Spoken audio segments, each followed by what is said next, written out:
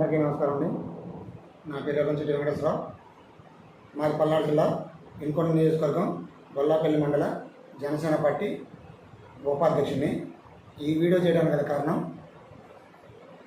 ఈ మధ్య ప్రతి పార్టీ ఒక వ్యక్తి మీద అనుకూలంగా మాట్లాడుతుంది. ఆ వ్యక్తి కృష్ణా రావణ్ అనే వ్యక్తి స్వాతంత్ర సమరయోధుడా, లేదా దేశభక్తుడా, లేదా మిలిటరీ జవానా, లేదా దేశ సైనికుడా? ఇవేమీ కాదు, దేశద్రోహి. దేశానికి సంబంధించిన దేశ ప్రభుత్వం చేసే మంచి పనుల్లో అడ్డగించే వ్యక్తి, హిందువులకి క్రిస్టియన్కి మధ్య తగాదలు పెట్టే ఒక వ్యక్తి.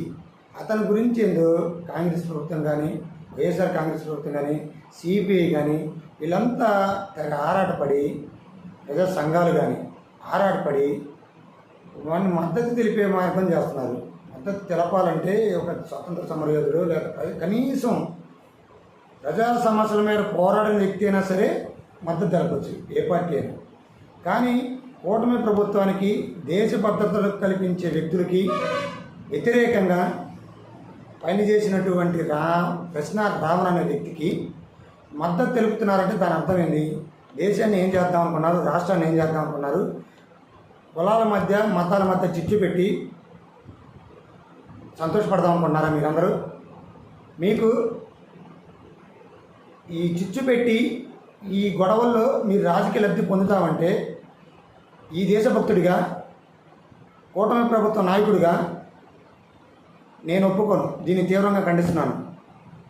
అతను దేశాన్ని విపరీతంగా ప్రేమించే వ్యక్తుల్ని దూషిస్తాడు. ఒక మతానికి సంబంధించిన దేవుళ్ళని దరిద్రంగా మాట్లాడతాడు. మరి దేశంలో జరిగినటువంటి జమ్మూ కాశ్మీర్లో జరిగినట్టు మొన్న మారణకాండ గురించి వ్యతిరేకంగా మాట్లాడాడు. తీవ్రవాదులకు అనుకూలంగా, టెర్రరిస్టులకు అనుకూలంగా, దేశ సైనికులకు వ్యతిరేకంగా, దేశ ప్రభుత్వానికి వ్యతిరేకంగా మాట్లాడాడు. అతనికి వైఎస్ఆర్సీపీ కాంగ్రెస్ పార్టీ, కమ్యూనిస్టు పార్టీలు, మీడియా సంస్థలు ఎందుకని అతని గురించి ఎక్కువగా ప్రచారం చేయటం, ఎక్కువగా సానుభూతి చెందటం చేస్తున్నారు? దయచేసి అర్థం చేసుకోండి. ఇది దేశ భద్రతకు సంబంధించిన విషయం.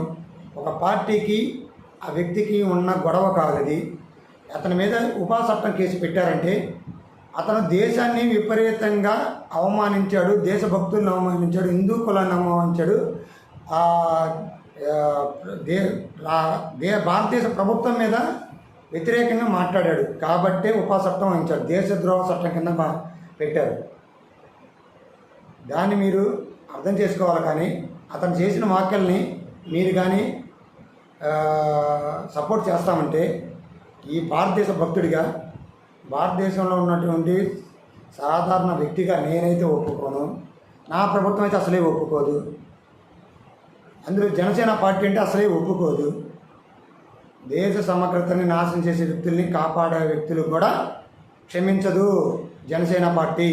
కనుక అర్థం చేసుకొని మీరు మీ రాజకీయ లబ్ధి పొందాలనుకుంటే ఇంకేదైనా మార్గాలు ఎన్నుకోండి. కానీ ఇలాంటి దేశద్రోహుల మీదకి సపోర్ట్గా ఉండాలంటే ఒప్పుకోదు. జై హింద్, జై జనసేన, జై భారత్.